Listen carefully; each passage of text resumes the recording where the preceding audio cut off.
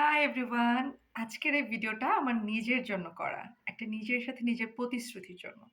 So আমি আজকে খাচ্ছি বিটরুট, আমলকি আর সাথে হচ্ছে গাজর। আমি কোনোদিনও এটা টেস্ট করিনি। This is my first time.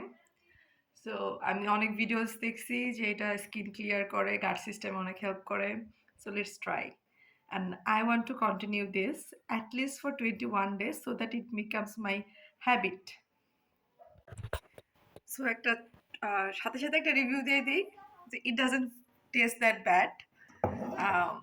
হালকা একটু লবণ দিয়েছিলাম। সো অনেক কন্টেন্ট ক্রিয়েটাররা যারা আছে তারা এটাকে এবিসি বলে।